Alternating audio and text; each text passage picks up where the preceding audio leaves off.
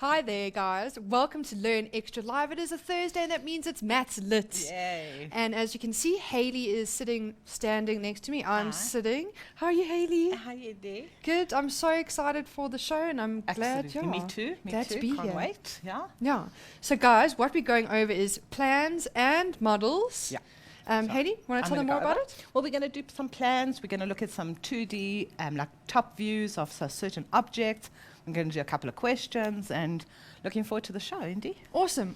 Take your little spot. Okay, I'll do my thank usual you. thing. Okay, guys, what you need to do is you need to tune into facebook.com/learn extra.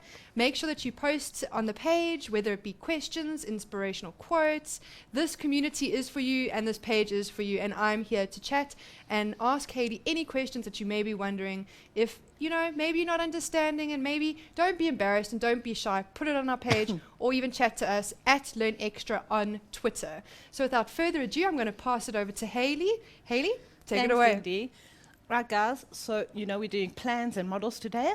But before we start, we need to discuss our numbers. So, Indy, last week we were on 15,553. So tell me what we are today. Okay, I'm so excited to do this one because, guys, if you've been watching, you would have seen that we actually reached 16,000. Yay. But not only that, we've gone above and beyond. So we are at 16,291 Mindsetters on the Facebook page. That's absolutely brilliant, guys. I'm so happy that this is increasing. But come on, tell your friends we can still get it more. We were just discussing before the show that we'd actually like this to get to about 20 by the end of the year. I think we can not do more. it. I think we can do more. I think we can do 25,000. 25,000. That's what will make me happy. It'll make me happy. Let's make Indy happy, guys. Yeah, Come on. my Christmas present. For my Christmas Let's present. make Indy happy. But what's so nice is that we're really beginning to 16,000 of you on Facebook. And we know that there are other ways that you can get hold of us, but that 16,000 is really important. So hopefully you chat to us today, and let's get some of your opinions today. So we're going to start with plans and models. I've got a little bit of a blank space here because I want to look at some plans. Now, one of the things that it tells us in our documents is that for grade 10, our plans, we need to look at top view. So we are looking at, let me write that, we are looking at the top view of certain, whoops, can't spell today. We're looking at the top view of certain things, items, places, like your school, your classroom, your bedroom. I'm going to come back to all of that. So what I thought I'd do to actually start off the show is I'd start by looking at a few items. So I've got a couple of little props here that I'm going to look at. So first of all, if I look at my glass, if we're looking at the top view, what do we see in my glass? So you can see my top view is just the rim of the glass. Now I'm going to draw that for you. So my top view of my glass is just a rim, and it's actually, I mean, my circle's not so great. It is two circles together, and this is the glass. Right, so that's the top view of the glass. Now if I actually to look at the bottom of the glass, what does that look like? Now we've got a circle, but it is a solid circle. So that's the bottom of the glass, and it's a solid circle. Hope you can all see that. Let's look at some other top views. Right, if I look at my coffee mug. Now, with my coffee mug, I have the circle, the rim of the coffee mug. But then I also have this piece, which is the handle. And when I draw this, I need to include the handle. Now, if I take this part of the handle and just imagine that I'm taking the glass and I'm squashing it flat, because I want a two-dimensional drawing. So what do I have with this is the cup. Maybe we should change color.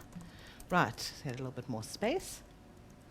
Right, I have a circle. And again, it is not so very good, that second line. Let's try that again. Okay, let's try. Right, I have a circle. I'm going to actually just draw it as a single line. But remember, it is double line. Okay, and now I'm going to draw my handle. Now, if I squash this, I actually end up with a rectangle coming out of the side of the circle. I hope you can all see that. If we have to just imagine you are squashing it flat. Okay, let's look at my next shape. I have this clock. Okay, and if I look at the top view of the clock, what do I notice? It is a semicircle. So if I draw my clock,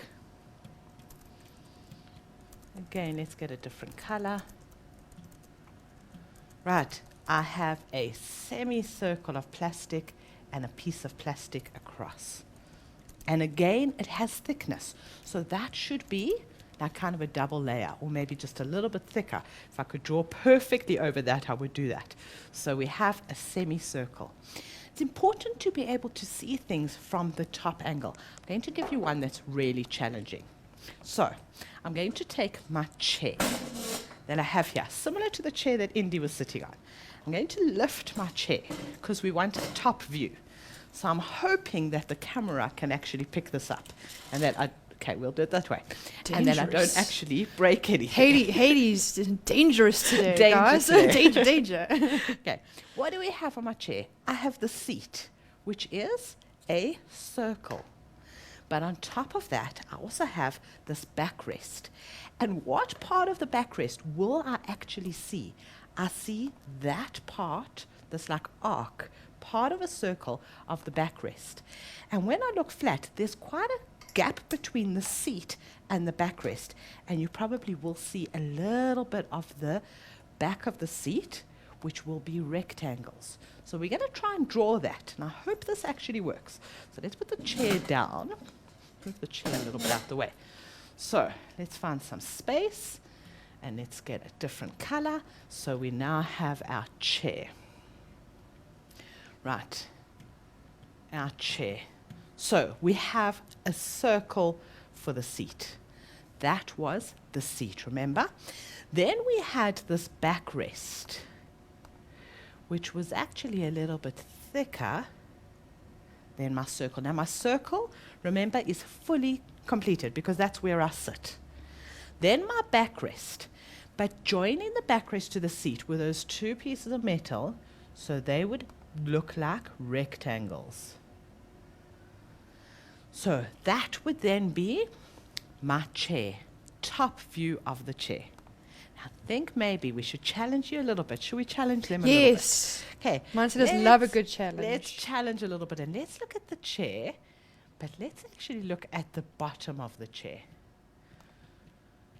And I'm talking about this as a top view, although it is the bottom, because I could have it stacked upside down. And we need to bear in mind that if we're going to be stacking this chair in a box, how are we going to place it? Are we going to dismantle the chair to put it into a box? So these are all things that we need to keep in mind. Let's look at the bottom of the chair. Right, bottom of our chair has, okay, try and not break anything. It has 4 circles at the bottom that we need to draw, because we're squashing this chair. We also have these lines, these pieces of metal, which will actually be 4 tiny, very long rectangles. And then if I look towards the back of the chair, you will probably see my cross at the bottom of the chair here, and you will see the seat. So let's try to draw this all together. So we have, and we're starting at one side, and we're going to move along. So we have our 4 circles. That's the bottom of the chair. Those were connected with the metal on 3 sides. Those were connected on 3 sides. Then we had our chair seat. Okay, not too bad, mind, right? And we also had the cross. And the cross was our rectangles, like that. And I think that probably gives us the balance of the chair. The majority of the chair. I think that we're missing probably slightly where we have, this is slightly wider, and I've drawn it like not so wide. So we might have a little bit of this tubing that we haven't put into our diagram. But I think more or less we have our chair. So that's our chair. What else do we think we could do a model of? Indy, how are your model drawings? Not actually too bad. Not too bad. I'll tell the mindset is I design things. So I'm actually, and I'm an illustrator and I draw. So not actually too bad. Not too bad. Okay, perfect. What we need to bear in mind, so let's now think about, for example, the room that you're sitting in. Now we're looking at a top view of the room that you're sitting in.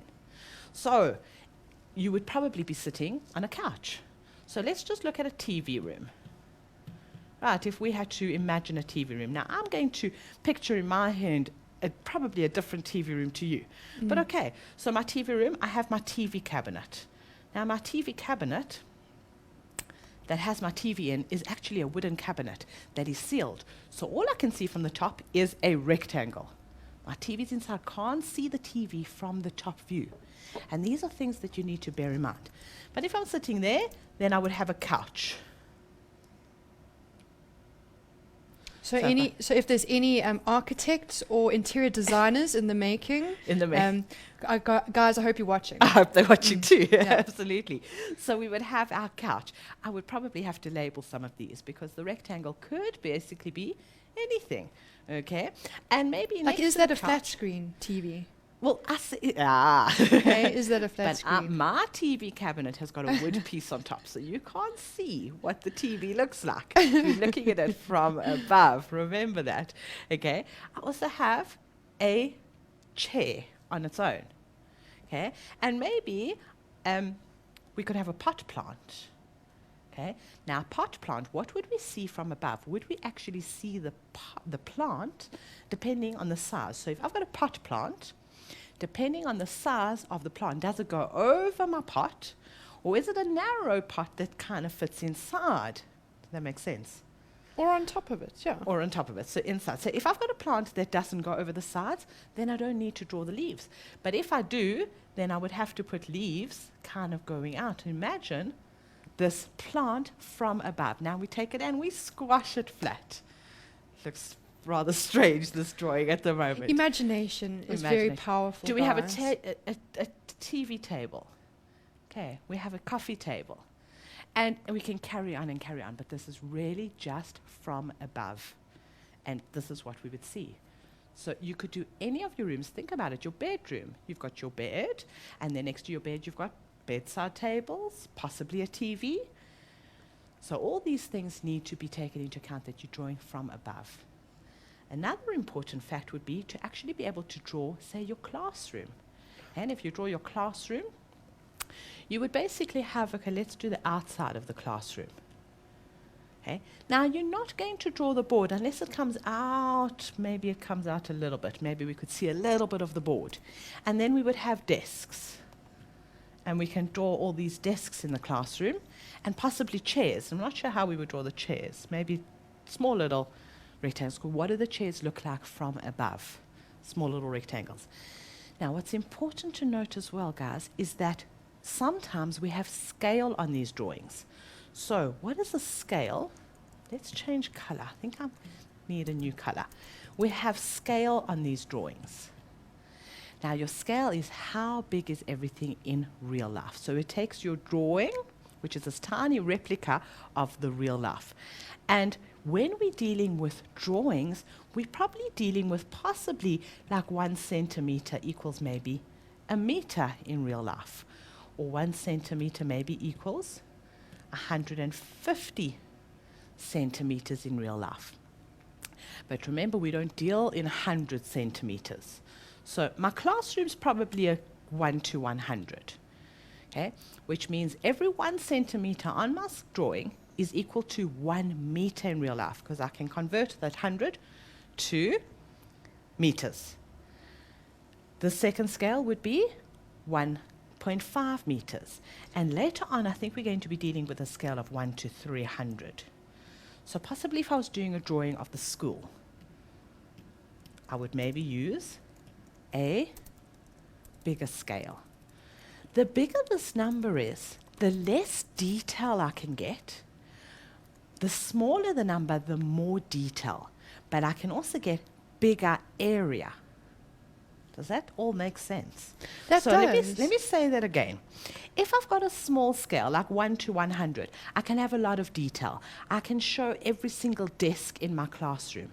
I can show where the board is. I can make it a lot of detail. You see a lot of information.